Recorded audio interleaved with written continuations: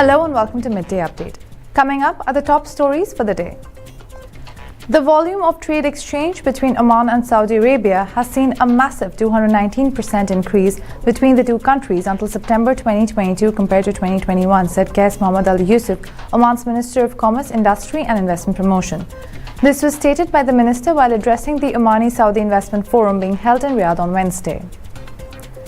United States Secretary of State Antony Blinken met National Security Advisor Ajit Doval and said America is expanding its cooperation with India to address global challenges. NSA interacted with U.S. policymakers and stakeholders across government, Congress, business, academic and research communities on a range of bilateral, regional and global issues of mutual interest. The International Monetary Fund projected a slowdown in the gross domestic product from 3.5% to 2% for the current fiscal, sources reported. The IMF had also projected that the GDP growth rate would rebound in the next fiscal 2023-2024 up to 4.4%. Global growth is projected to fall from an estimated 3.4% in 2022 to 2.9% in 2023, then rise to 3.1% in 2024, according to IMF's World Economic Outlook released on Tuesday. United States Federal Reserve approved a quarter-point interest rate hike on Wednesday, indicating progress in central bank's fierce battle with inflation, sources reported. This decision comes after months of increasing the rate with the intention to cool the economy and marks the return to a more traditional interest rate policy.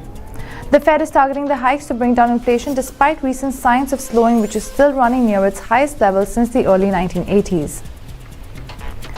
The Federal Bureau of Investigation found no classified documents in U.S. President Joe Biden's Rehoboth Beach, Delaware home after completing their search, sources reported, citing President's personal attorney.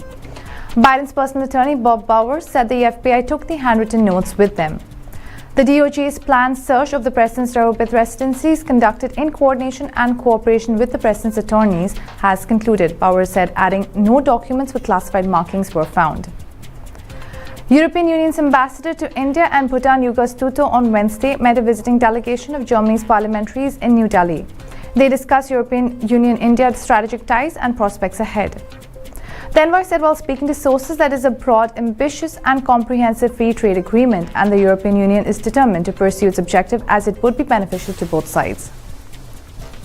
Pop queen Beyoncé has announced a 43-date world tour in 2023 on Instagram following the release of a critically acclaimed, multiple Grammy-nominated Renaissance album. The show will kick off in Stockholm, Sweden on 10th May and will continue in Europe through June before landing in North America. Ticket demand is expected to be high as this is the first solo tour since 2016. Shubman Gill's unbeaten 126, followed by an all-round performance from captain Hardik Pandya, helped India bundle out New Zealand for 66 to register a mammoth 168-run victory over Black Caps in the third and final T20 international of the three-match series at Narendra Modi Stadium in Ahmedabad on Wednesday.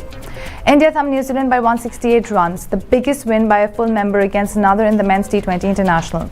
With this win, Team India clinched the three-match T20 international series 2-1. Those are the top stories for the day. For more updates, stay tuned and keep watching TTV. You've just heard the live feed from the TTV studios on TFM 95.4. Let's talk.